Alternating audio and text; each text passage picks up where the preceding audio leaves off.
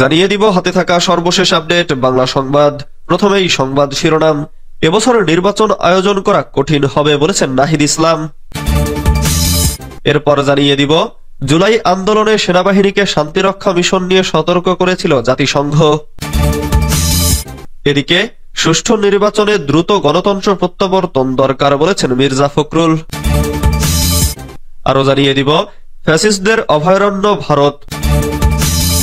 সর্বশেষ জানিয়ে দিব জুলহাসের স্বপ্ন পূরণ করতে চায় ইউএস বাংলা এয়ারলাইন্স। এতক্ষণ শুনছিলেন সংবাদ শিরোনাম, এবারে বিস্তারিত। এবছর নির্বাচন আয়োজন করা কঠিন হবে বলেছেন নাহিদ ইসলাম। বাংলাদেশের অন্তর্বর্তীকালীন সরকার এখন জননিরাপত্তা পুরোপুরি নিশ্চিত করতে পারেনি, ফলে এবছর জাতীয় সংসদ নির্বাচন আয়োজন করা কঠিন হবে বলে মন্তব্য করেছেন জুলাই গণ অভ্যুত্থানে নেতৃত্ব দানকারী তরুণদের গঠিত রাজনৈতিক দল জাতীয় নাগরিক পার্টির আহ্বায়ক নাহিদ ইসলাম। বার্তা সংস্থা রয়টার্সকে দেওয়া এক সাক্ষাৎকারে তিনি এ মন্তব্য করেছেন। বৃহস্পতিবার তার এ সাক্ষাৎকার রয়টার্সের ওয়েবসাইটে প্রকাশ করা হয়েছে। নাহিদ বলেন, গত 7 মাসে আমরা আশা করেছিলাম স্বল্পমেয়াদী সংস্কারের মাধ্যমে পুলিশের কার্যক্রম ও আইনশৃঙ্খলা পরিস্থিতি স্বাভাবিক হবে। পরিস্থিতির কিছুটা উন্নতি হলেও তা আমাদের প্রত্যাশা অনুযায়ী নয়। বর্তমান আইন শৃঙ্খলা ও পুলিশের পরিস্থিতি এবং রাজনৈতিক অবস্থা দেখে আমার মনে হয় এর মধ্যে জাতীয় নির্বাচন আয়োজন করা সম্ভব নয়।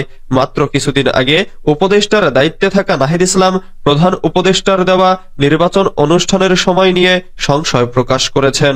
তবে তিনি বলেন, যখনই নির্বাচন হোক এনসিপি তাতে অংশ নিতে প্রস্তুত।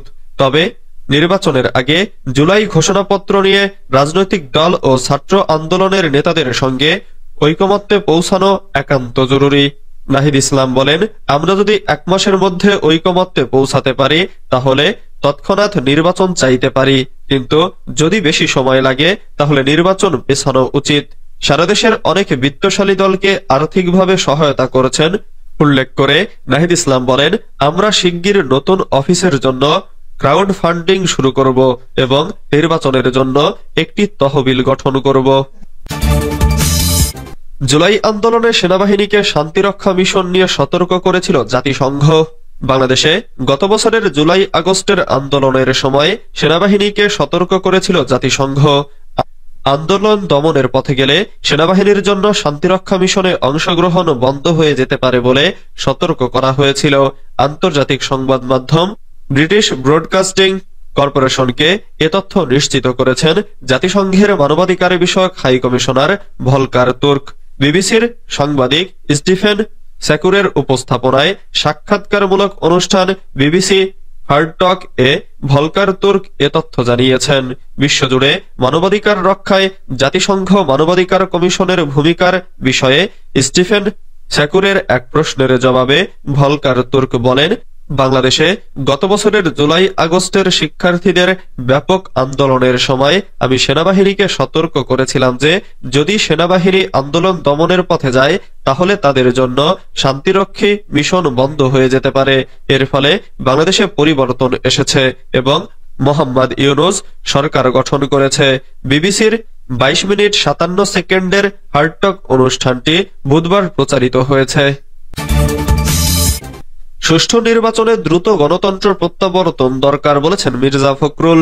বিএনপির মহাসচিব মির্জা ফখরুল ইসলাম আলমগীর বলেছেন, বিএনপি গণতন্ত্র, জবাবদিহিতা, আইনের শাসন, সুশাসন, ন্যায় বিচার ও মানবতা সমুন্নত রাখতে প্রতিশ্রুতিবদ্ধ।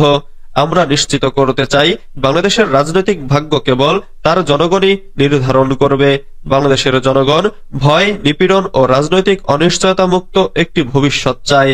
সামনের পথ স্পষ্ট, একটি অবাধ ও সুষ্ঠু নির্বাচনের মাধ্যমে গণতন্ত্রের দ্রুত প্রত্যাবর্তন।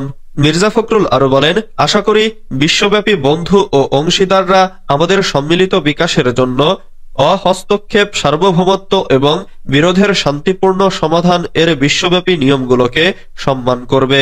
গণতন্ত্র ও উদার বাণিজ্য অংশীদারিত্বের মাধ্যমে আমাদের অঞ্চলের সম্মিলিত অগ্রগতি নিশ্চিত করতে আমরা আমাদের অংশীদারদের সঙ্গে ঘনিষ্ঠভাবে কাজ করতে চাই। আগামী দিনে আরো বেশি করে জনগণের সঙ্গে যোগাযোগ বৃদ্ধির জন্য উন্মুখ। তিনি বলেন, 5 আগস্টের গণঅভ্যুত্থান আসলে ফ্যাসিস্ট হাসিনা সরকারের বিরুদ্ধে জনগণের দীর্ঘদিনের সঞ্চিত ক্ষোভের বিস্ফোরণ ছিল। জুলাই আগস্ট আন্দোলন হঠাৎ করে আবির্ভূত হয়নি, বরং এটি ছিল বাংলাদেশের গণতন্ত্রপ্রেমী জনগণের দীর্ঘস্থায়ী সংগ্রামের অংশ। বিএনপি ও অন্য গণতন্ত্রপন্থী দলগুলো এই আন্দোলনে নেতৃত্ব দিয়েছিল। এই গণ অভ্যুত্থান পুরো জাতির সম্মিলিত স্বাধীনতার প্রতিনিধিত্ব করে, একটি যৌথ স্থিতিস্থাপকতার বিজয় ও বাংলাদেশী জনগণের অদম্য চেতনার প্রমাণ।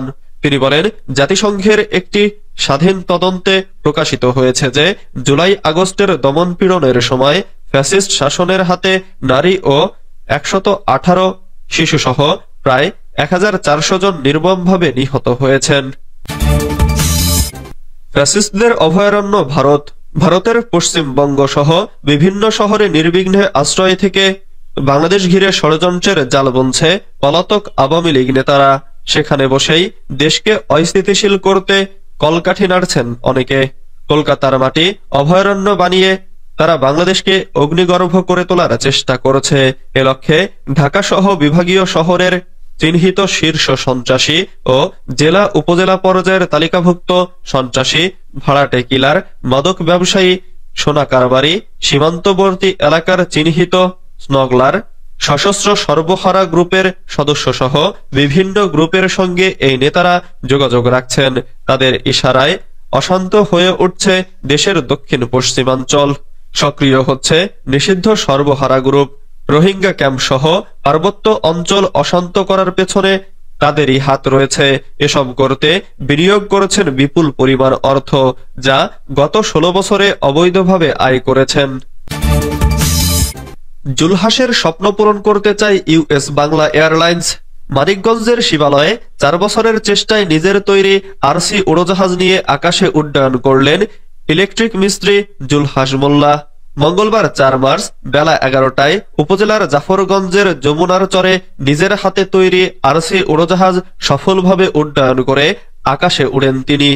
এবার তার গবেষণা ও উন্নয়নের কাজে সহযোগিতার হাত বাড়াতে এগিয়ে এসেছে ইউএস বাংলা এয়ারলাইন্স।